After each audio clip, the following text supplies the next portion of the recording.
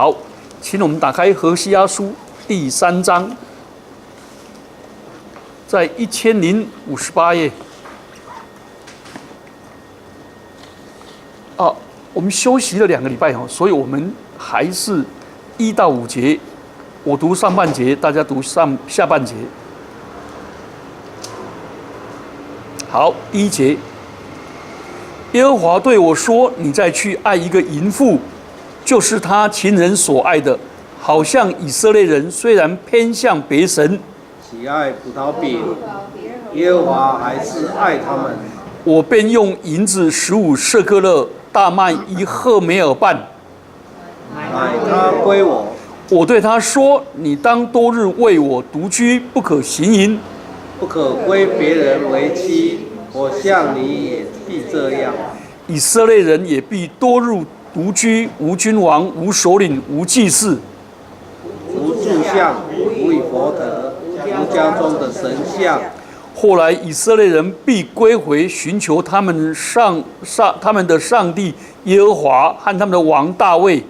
在末后的日子，必以敬畏的心归向耶和华，领受他的恩惠。”好，我们来看这段圣经，因为我们今天的重点是第3节到第5节。那我们来看这个短短的第3章，是讲到上帝的爱。我们在第1节里面就出现了4个爱，而且这4个爱的含义都不同。这是我们上礼拜已经讲过的。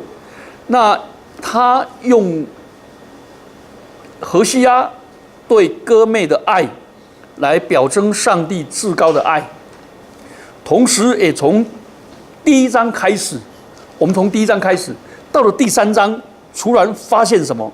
他用第一人称来，我们看3章1节，耶和华对我说，有没有？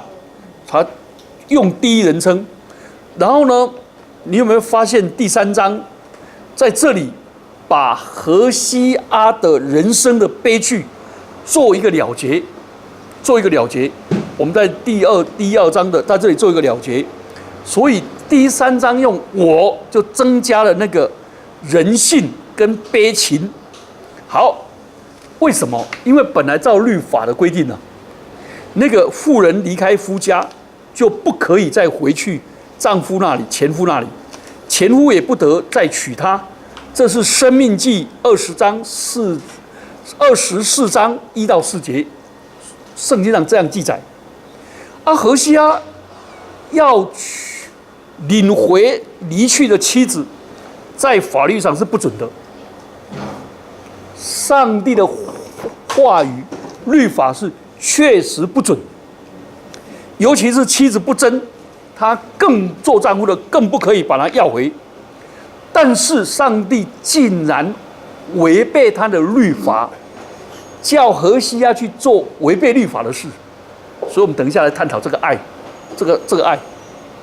何西阿这样做了，这样反而是见证上帝的爱。以色列人因为淫乱而离弃上帝，但上帝仍然要他们归回。所以你看第2节，我们来看第2节。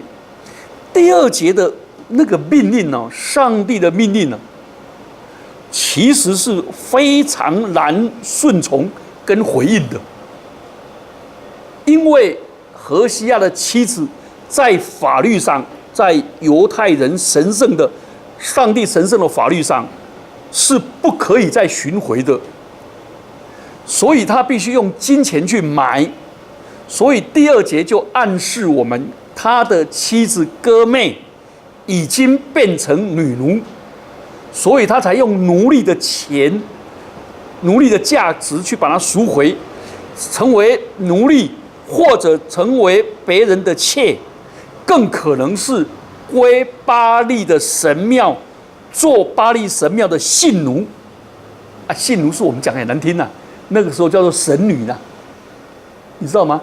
那个妓女有一个名词叫神女，对不对？神女生涯总是梦，那个神女，因为她拜巴力而失去了信仰的贞洁，她不止在婚姻上犯奸淫，在信仰上也不贞洁。结果何西阿竟然，我们上礼拜有讲过啊，何西阿凑不出钱来，他就把15块银子，应该要30块银子嘛，他只凑出15块银子，然后他剩下的就把他那一年的家里的粮食啊，150公斤的大麦啊，去赎回来，拼命连伊家己。为你要过几当的牛信，去把他太太赎回来。啊，你知道根据利未记27章3节到4节的记载啊，那个男人20岁到60岁的男人要还愿啊，要赎回自己的身，要用50块银子，那女人是30块银子，所以他用多少钱呢？来，150公斤的大麦子，比较列王记下7章1节的记载。1块银子可以买6公斤的最好的大麦，那150公斤刚好25块，25块加15块刚好40块。换句话说，这个别人认为他是破铜烂铁，但是呢，他认为是比一般女人还尊贵，不是用30啦，用40块啦，这个。他怎么会做出这种事呢？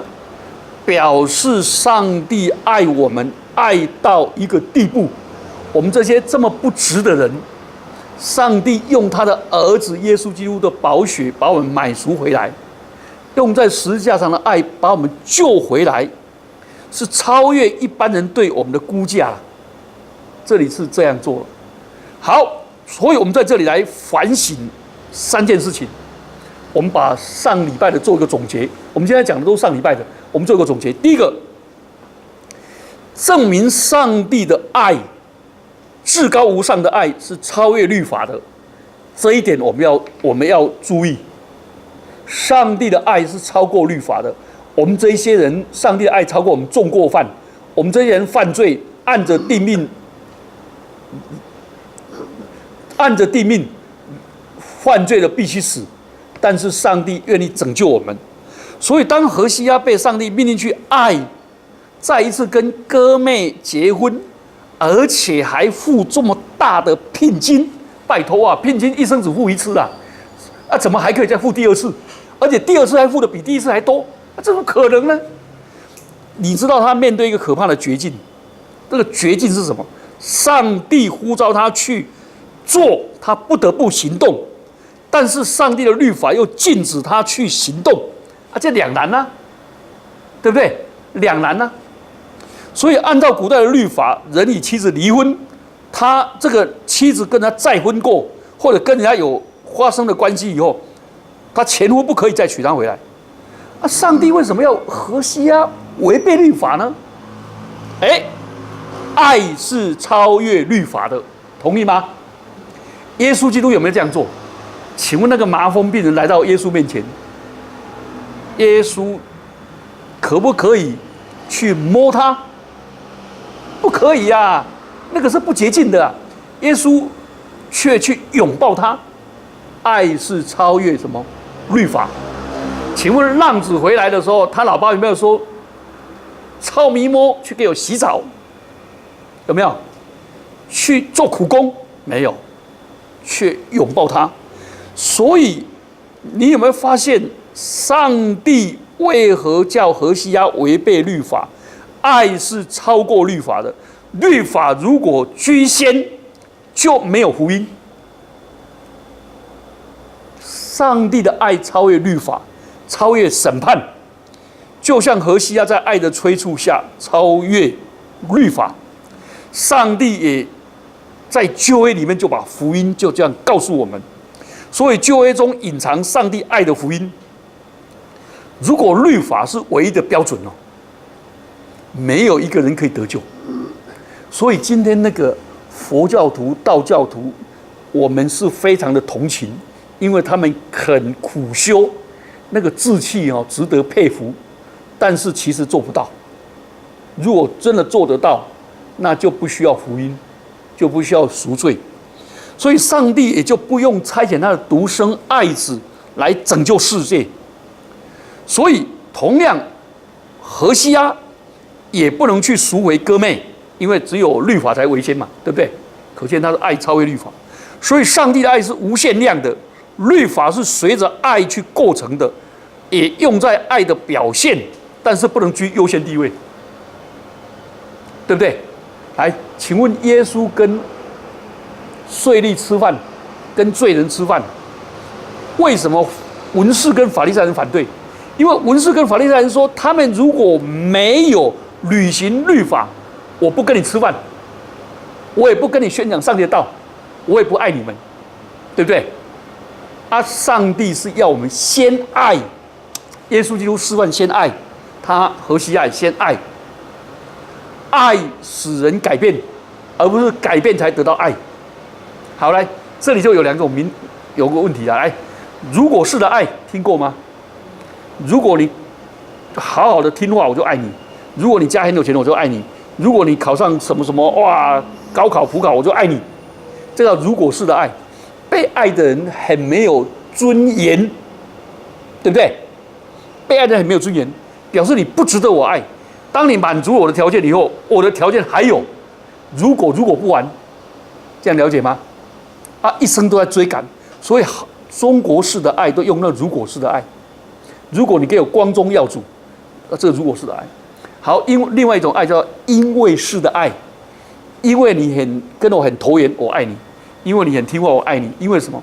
因为式的爱比如果式的好，已经发现对方有优点嘛，值得我爱嘛，对不对？所以我可以用关爱的眼睛看你。但是你如果被我发现你这个人不值得爱，我就翻脸如翻书。所以这种因为式的爱，被爱的人说我不敢告诉你我是谁，因为你知道我以后你会不爱我，所以被爱的很没有安全感。今天我们做父母的、做夫妻的，都在用这样来威胁。老师也在这样子，所以在学校的教育，在各方面都没有恩典这个观念。我们的文化没有恩典这个观念了。因为公平交易已经不简单了，有的地方连公平公义都没有。好，这里是好。第二个，我们来反省。这段圣经也告诉我们，上帝对我们的爱是不屈不挠的，对不对？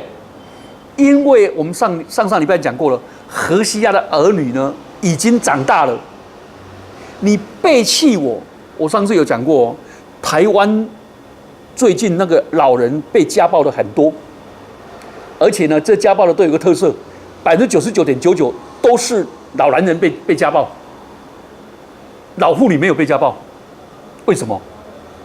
年轻的时候遗弃家庭啊，出去外面乱搞啊，养别人家的孩子啊，老了生病了就回来啊，要儿女那个啊，你知道那些老人家一回来全身是病啊，然后一身又脏，然后回来的时候呢就挑剔，因为他有罪恶感嘛。有罪恶感的人呢，当年是施暴者，就一直家暴。今天我又遇到一个人，一直跟我讲到他的老爸就一直哭，他妈妈被他凌虐啊，他也被凌虐，到现在80多岁了，一身是病，还要再凌虐他，用言语暴力，很多人就被人家怎么样，被人家虐待啊，那些老人家啊，所以做妈妈的为了儿女，人家都感恩不及啊，不会这样啊，那都是当年的施暴者，现在变成被虐啊，这原因。好，这段圣经告诉我们，无论从何角度，上帝早就该对以色列人停止施爱了啦，根本不值得爱嘛。所以，但是上帝呢，仍然永不止息。何西阿等了20年，还是不止息，不死心啊！我们一定说啊，你何西阿你讨个叛一样，对不对？怎么爱这个呢？不值得爱。所以英国有个诗人叫 Francis Thompson， 他年轻的时候因为挫败就吸毒，他20岁的时候流浪在伦敦的街头，31岁才信主。他写了一首诗，叫做《上天的激励》。他说：多少个黑夜和白天，我逃避上帝啊！在人生的紧要关头，我逃避他。当我心中迷失、方向，我逃避它；无论哭泣或欢笑时，我躲开它。看到街景，我见到希望，我又奋进。然后呢，打针，再沉沦，又堕入恐惧战惊当中。他在那诗里面讲到，他被所有人的遗弃，然后上帝不放弃他，再一次把他寻回，他才信主。最近有一个人来找我了，他又谈到他的孩子吸毒已经吸了10几年了，改不了。我是跟他讲说，你们做父母的跟兄弟姐妹要用无条件的爱来爱他，但是更重要的是后面第3个，等一下我们会谈第4个，就今天的经文里面的第4个，就管教的爱。他们没有管教嘛，没有那个嘛，你父母太有钱嘛，永远支持他嘛，那怎么得了？他没有到绝境嘛。好，我们来看这个爱以后第3个来反省。这我们就是上礼拜的上帝的爱是超乎自然的爱，超越对方的回应。请问哥妹悔改了没？他还爱他吗？爱他。以色列人悔改了没？还没有悔改。所以我们今天看的第3章其实是预言，到了以色列人被掳以后，他们才开始悔改。所以你有没有发现，上帝的爱是主动的爱，是积极的爱，不是反应式的爱。不是说我对你爱你不无动于衷，我就不爱你了。所以我爱你，我就爱你。你对我好，我当然爱你；你对我不好，我也爱你。我们一般社会是这样的，对不对？你不爱我，我干嘛爱你呢？对不对？你越不爱我，我就越不爱你。所以你越可爱，我就越爱你。越不可爱，我就越不爱你。换句话说，我们基督徒不可以用世界的标准。昨晚有一个人请我去看他的爸爸，为他爸爸祷告。实在是我才发现他们兄弟姐妹这么多。其实我们教会如果大家都愿意用这样的爱来爱我们的家人那个真的很有希望，真的很有希望。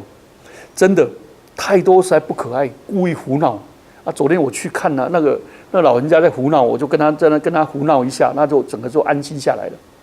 活在恐惧中一活在恐惧的时候，就骚扰他妈妈，骚扰孩子，全家都恨得要命，讨厌得要死。要过年我惹到都动不了，大家都不用帮你我就知道那个惹其实在讨爱在讨爱那我就告诉他那没有安全感的讨爱他就好了。所以你有没有发现，我们的爱不要被控告，也不要被因为人对我们的反应不好，我们就整个人就沮丧。譬如说我们同工作责备我们、诽谤我们，我们心中就很不快乐。其实我们就被控告而且要被操控。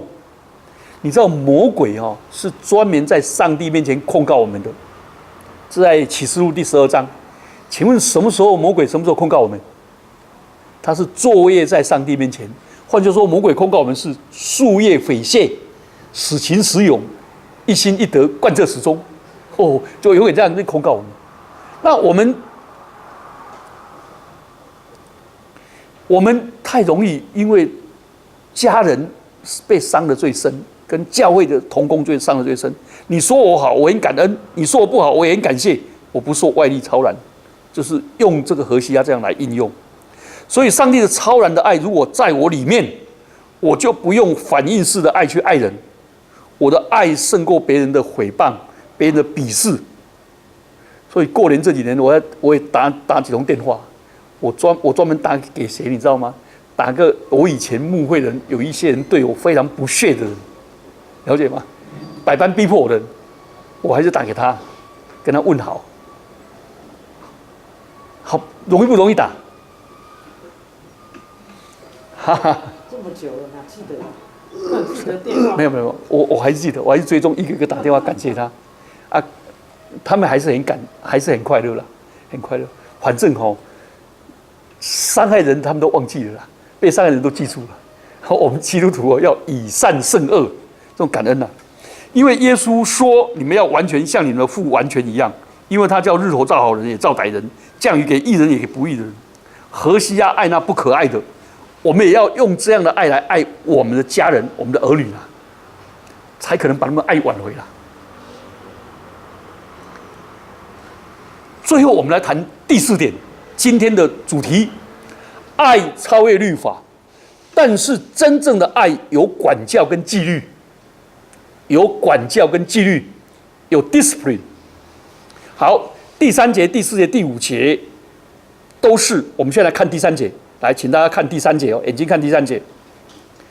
第3节的时候，何西阿用我，对不对？我对他说嘛，对不对？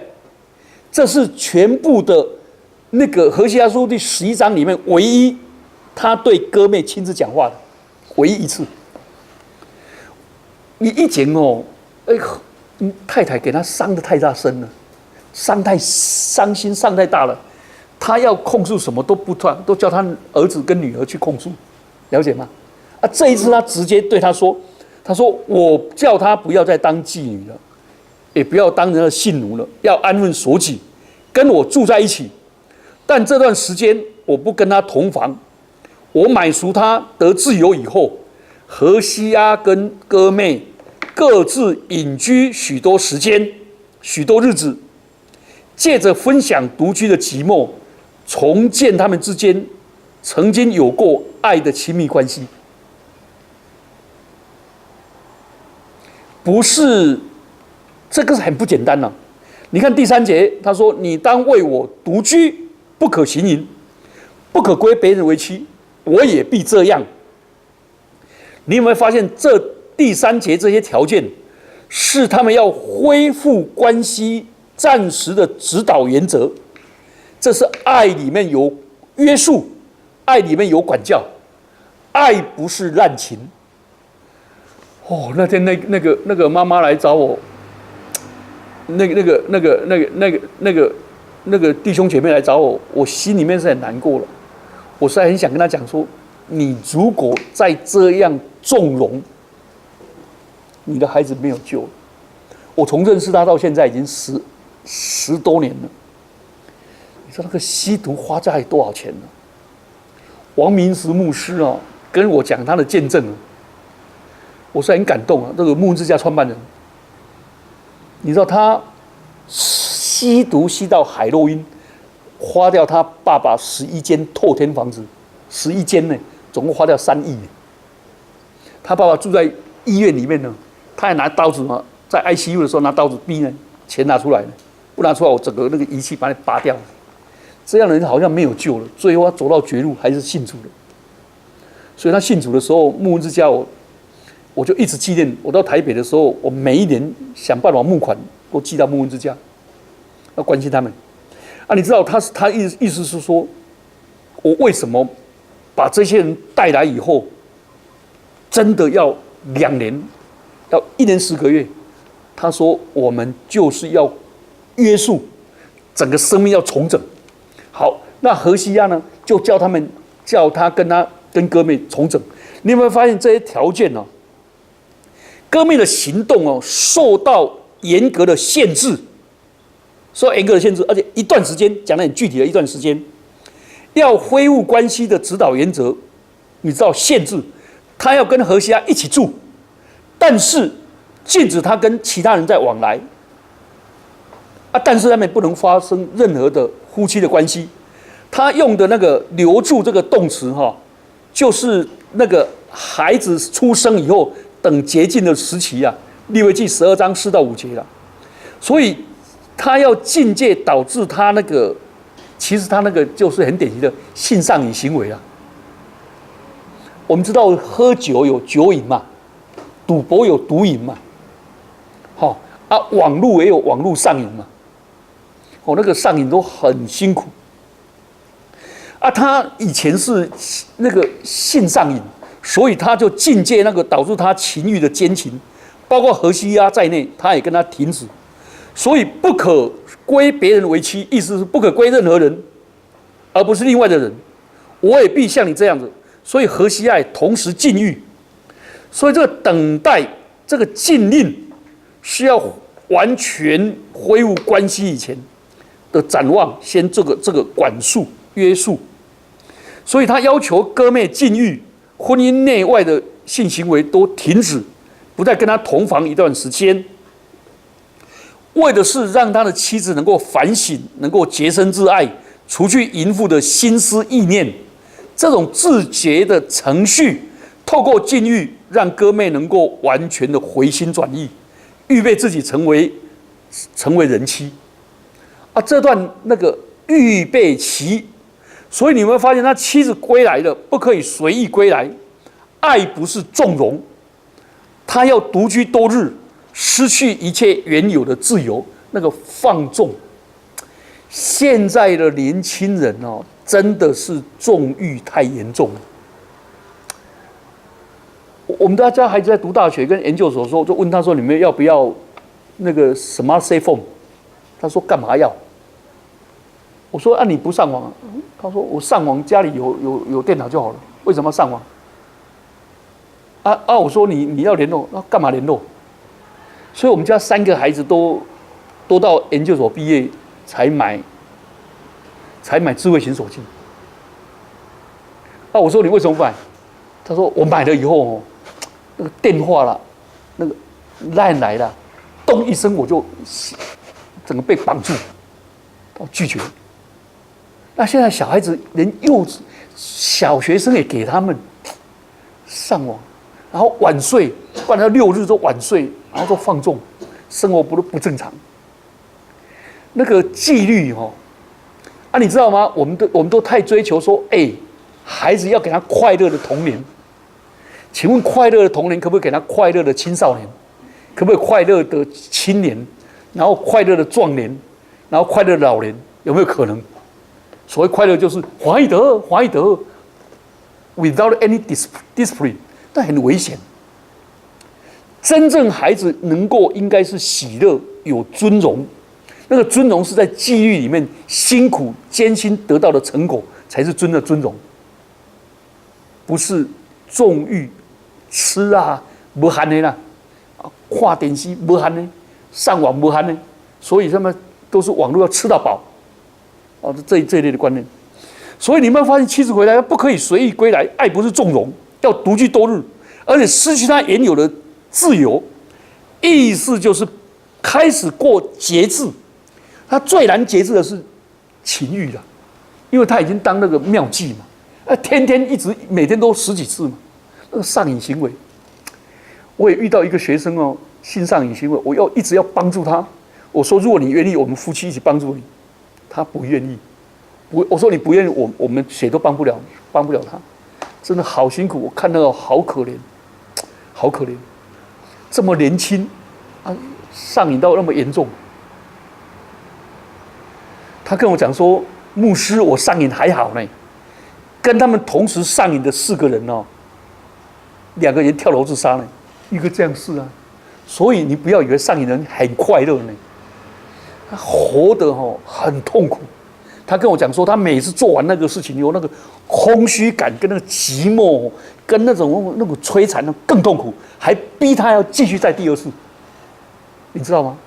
我觉得说哇，你说我听起来很心疼很心疼那个我也医治过帮助过一个网络上瘾的，他说牧师，我每天都到3点呢，就网络那个社交网络3点呢。我说那几点到3点？他说下午6点到3点。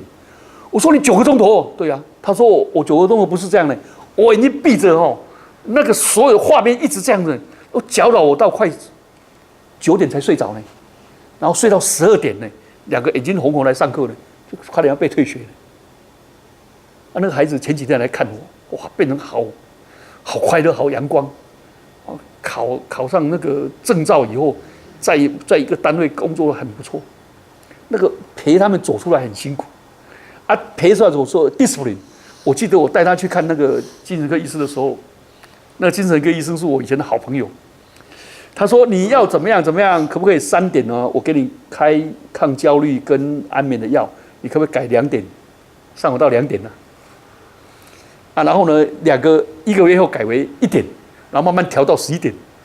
他都眼睛都在看着我在笑，你知道为什么吗？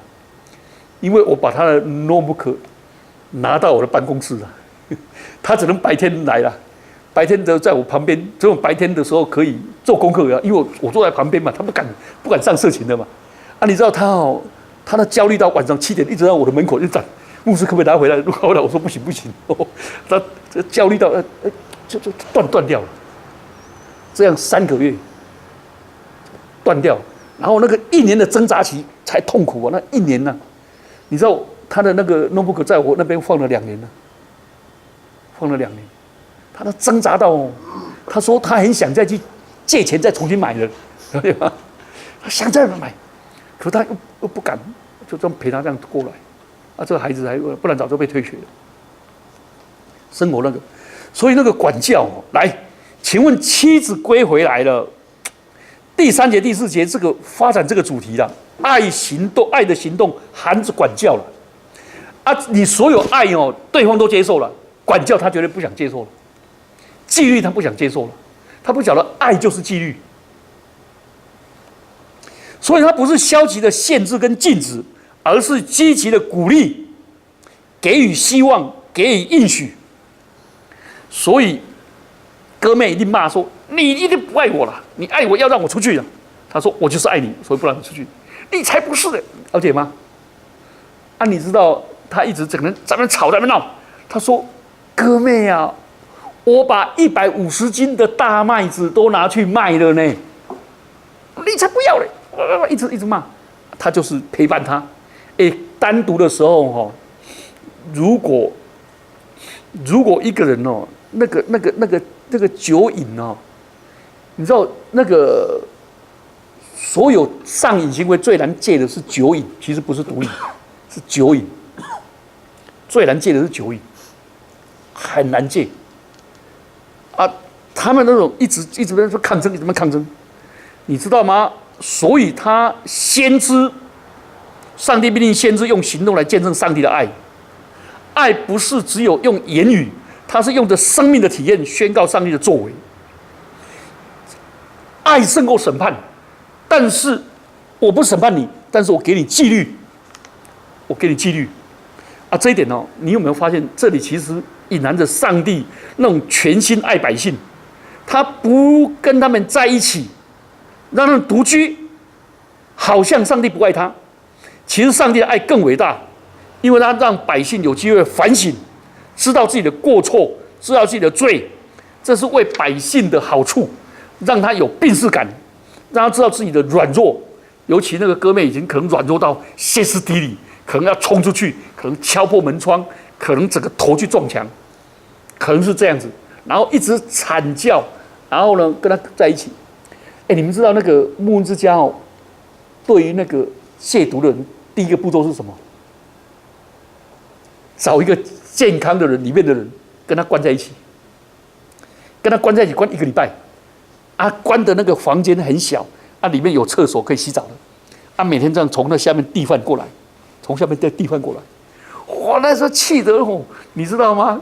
请问你敢不敢跟一个吸毒人在一起1个礼拜？2狗改没人追洗呢，然后半夜要把你掐呢，哇，那是骚扰啊，哇，那是打呢，我一个朋友，我就介绍一个人被他们关在里面嘛，那录音起来，真的，他说他差点把那个对方蕊死呀，糟蹋了他就是这样，一直为他祷告，一直祝福他，一直为他祷告，这样1个礼拜呢，1个礼拜以后，那个身体的瘾就没了，心灵里面的瘾一直在，那个太可怕，所以他要内心整个重建。哥妹跟何西亚都关底下啦，了解吗？不能有性生活不能什么，哇，这什么各位就这样。你有没有发现这个爱是刻骨铭心的爱？这种爱最辛苦，最辛苦。爱得不到满足是难以忍受的。照理说，上帝愿意跟以色列百姓结合，但是为了百姓的好处，宁可让他们独居，意思就是让他们被掳啦，以色列人被掳啦，然后在巴比伦啦，在那里受内待啦，受苦啦，他们才开始反省。所以你知道，到耶稣基督的时代，你有没有发现以色列全国通国都没有偶像？了解吗？都没有偶像。所以第3节哦，也是用在以色列跟上帝之间的关系的。上帝要以色列人经过心灵的洗涤，这是非常重要的功课。像当年摩西带领以色列人出埃及以后，没有马上叫他们进迦南，在旷野40年洗涤他们在埃及430年之久的污秽生活。如果没有经过旷野这种严肃的生命考验，出埃及以后马上进迦南，你知道他们的奴性未改，奴性没有改啦，裸在显不改啊，所以他们就变成混杂的民族。因为什么？因为看人脸色嘛，啊，就仰人鼻息嘛。所以我们的孩子在青少年阶段哦，是我们最需要陪伴的时候。这时候要松手而不放手，放手就是我放手不管了，爱不要掐得紧紧的啦，就松手啊，不然的话啊，你如果不松手哦，把孩子逼惨了啊，反弹得很厉害。孩子如果没有青少年哦，没有青春期的主体意识建立哦，也很可怜。我认识一个人，35岁才进入青春期，35岁呢，才开始决定要追求他的人生的青春呢，就是乱来，而且他一辈子都很乖嘛。我在东吴还看到一个50岁才进入青春期，一个教授进入青春期，开始只能去唱卡拉 OK， 然后不回家，在外面自己租房子。啊，他有太太跟孩子呢，我说就整个在闹啊，所以呢，他们那个奴性，所以我们的青少年哦，他们其实也很奴性，他们整天都在讨好同侪，看人家脸色。我其实我也挣扎很深呢。我在高3的时候，我们班上同学哦，敲桌子在跳那个机器舞，然后在唱《Oh My Darling》蹦蹦，然后说也叫我起来，那我说干嘛？啊，我就坐着，他就把我拉起来，那我又坐下来，他又拉我，啊，全班都对付我。我说干嘛？你在起笑，我对你起笑。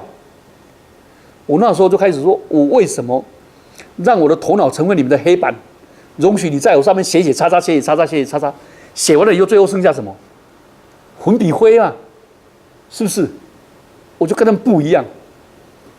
我那时候读强恕高中啊，全校在穿喇叭裤的时候，我就穿那种非常大的那种、很宽的那种，几乎等于是不知道什么裤子啊，好像台湾以前那种裤子啊。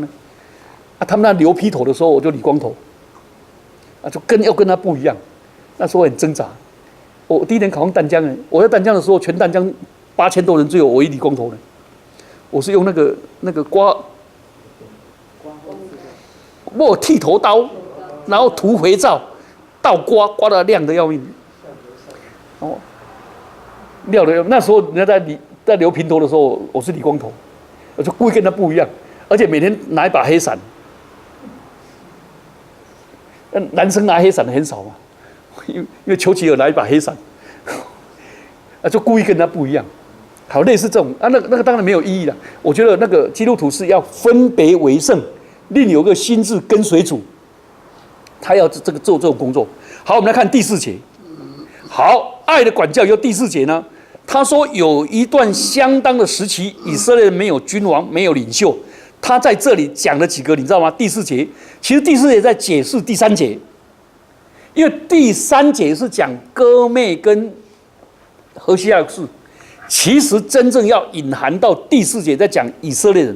以色列没有君王，没有祭司，没有柱像，没有以弗得，没有神像，他们所有合理合情的事被剥夺得非常的彻底。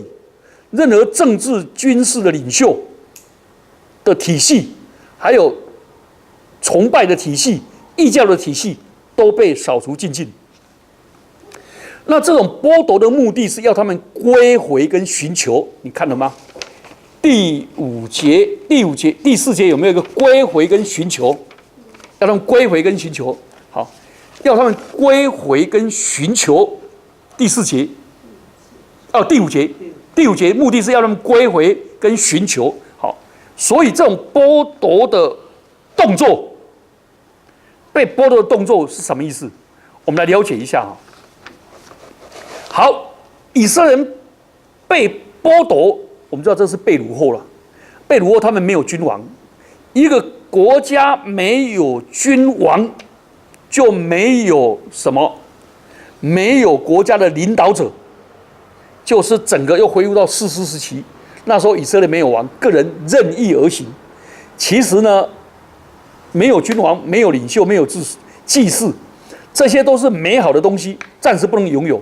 为了使他们受管教，那没有君王就是没有领导中心，发生混乱。意思就是上帝在你们身上没有权柄，你们的生活是多可怜。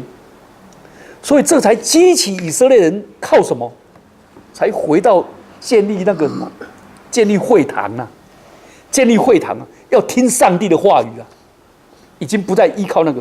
好，没有领袖，没有军事领袖，失去保障，国力衰弱，这样子，没有祭祀，表示他们本来连对上帝的献祭也停止。献祭停止，意思表示他们没有赎罪的方法。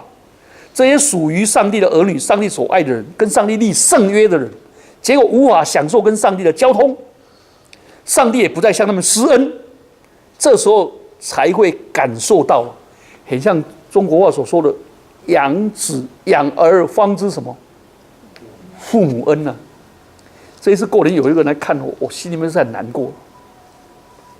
他对他的孩子爱得不得了，可是呢，从心中看不起她的婆婆，不愿意跟她婆婆年夜饭，也不陪她婆婆吃饭，宁可来找我，来跟我们家。我们实在很生气，跟他讲过了。我跟他讲说，你要了解哦，你现在爱你那2个孩子，当年你婆婆就这样爱你先生，好不将心比心，他就是不要。他怎么那么自私啊？实在沟不通啊，实在沟不通，我完全沟不通。我女儿也劝，我们全家都劝，就是沟不通。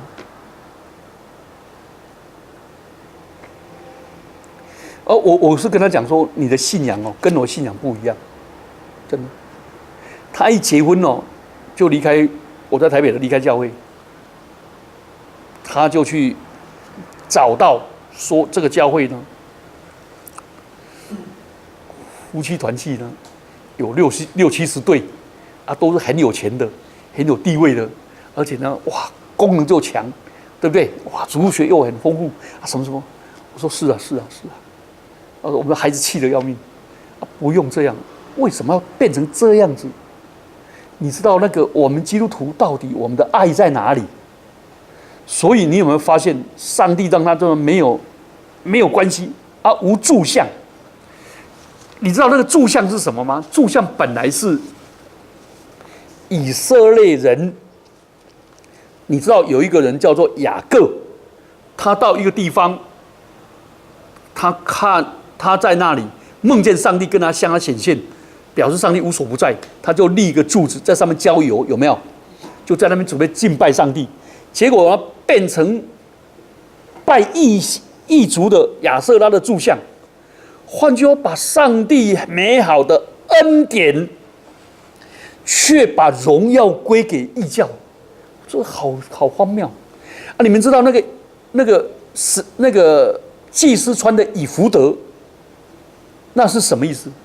以弗得是指着祭司的圣衣，那个上面有乌灵跟土民，那这些东西本来是祭司分别为圣，结果变成把它拿来当作偶像，变成在那边乌灵土民的那种在想杯啊，那听有无？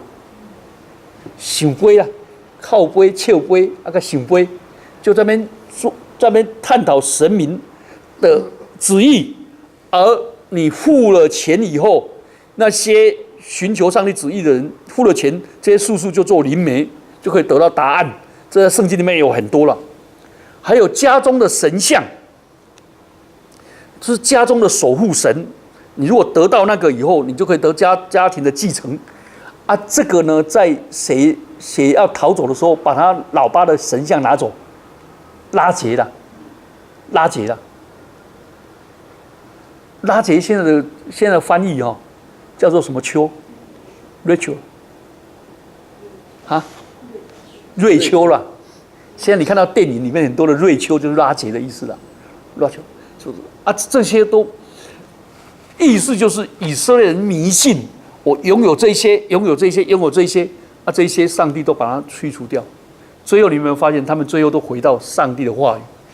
好，请问宗教改革以后最大的优势，给我们最大的恩典，就是回归上帝的话语。我们现在就查上帝的话语来。好，这些态度完了以后，我们来看，你有没有发现这些剥夺的行动，目的要他们归回跟寻求？所以这些被掳了以后，这归回跟寻求哦，这个字很特殊啊，用在负面的。是指了以色列转身去追随假神，白白浪费了他们出埃及的经历，而且重新被掳到埃及的厄运。这是何西阿书8章13节、9章3节、11章5节。那积极的方面是要他们回转归向上帝，所以归回是何西阿的主题，就是这些被盗的妻子要归回。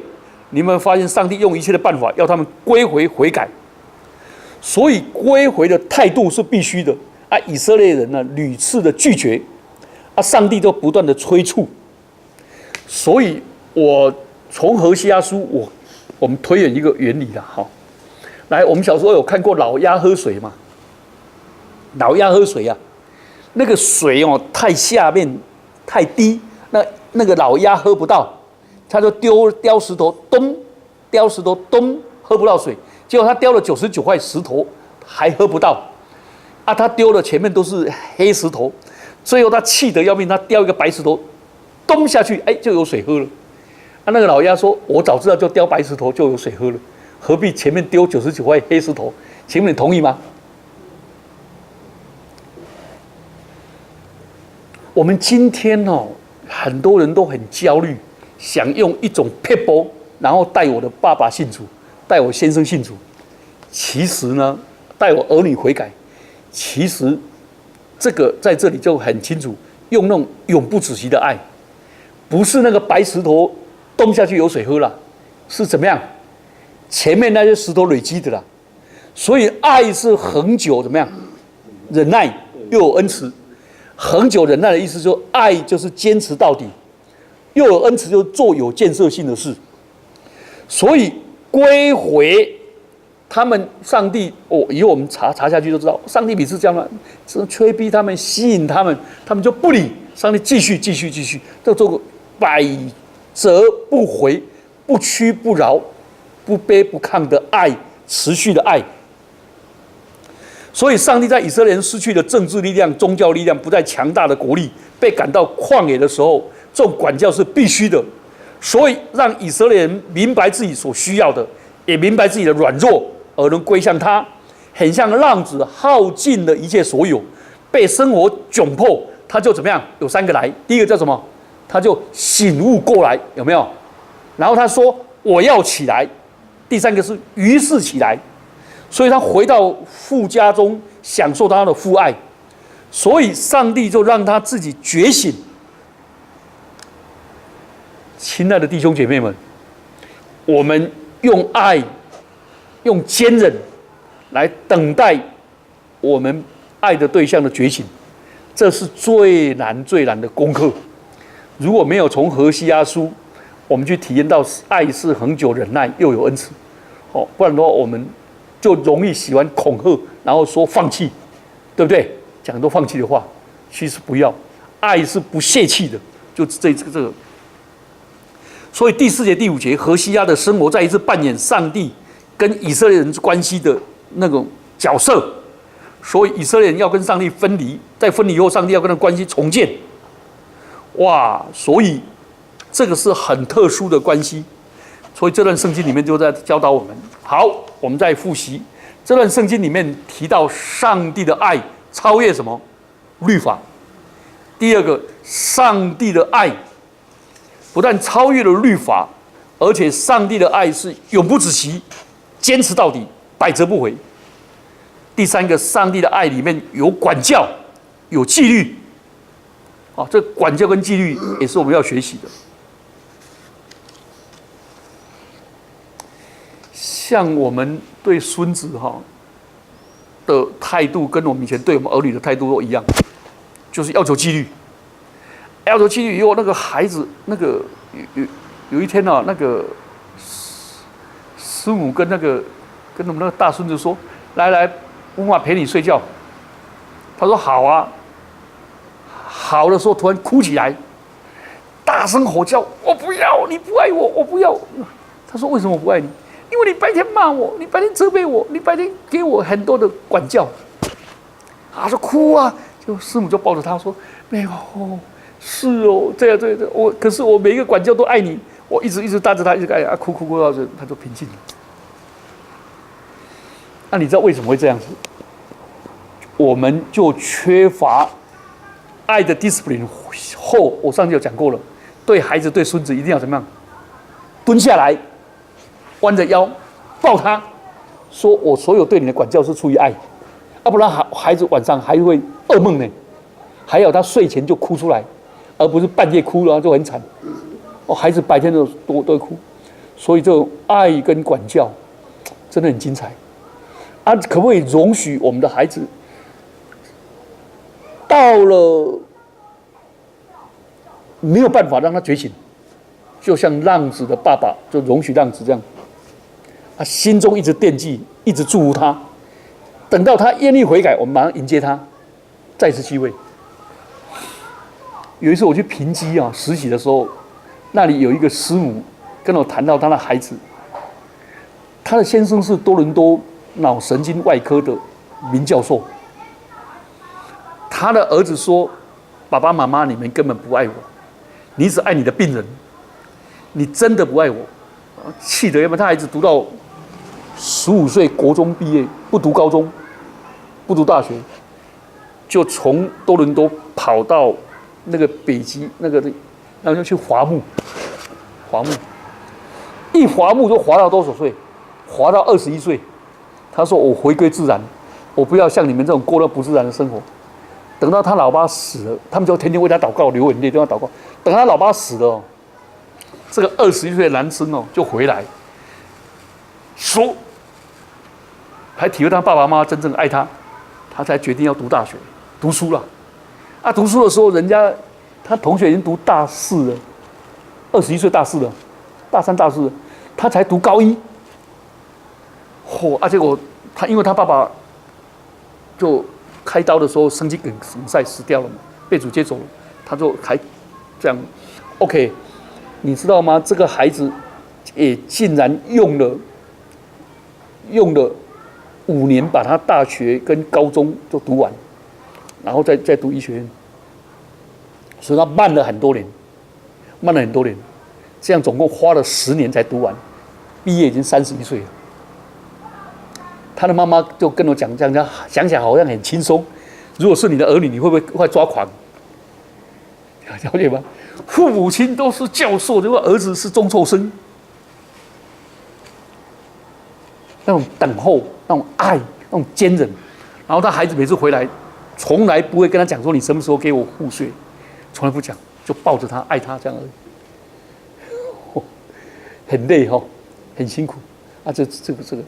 所以今天在这一段圣经好好用在夫妻，用在亲子，用在我们的家人兄弟姐妹，也用在我们的教会的弟兄姐妹，用这种坚韧的爱，等人家回头。我们一起低头祷告。主，我们恳求你施恩怜悯我们，恩待我们，赐福我们，帮助我们领受你这超越的爱。主啊，我们太容易用律法来定罪人，我们太容易批评、羞辱跟攻击，但是我们也又走到另外一个极端，我们常常忽略了爱的纪律、爱的管教。主啊，恩待我们，在爱的坚忍当中，来成全我们的家人。主啊，也在爱的坚忍当中成全我们教会的弟兄姐妹。主施恩怜悯我们，赐福我们，帮助我们。奉基督耶稣的名祈祷，阿门。好，我们姐妹可不可以往那边？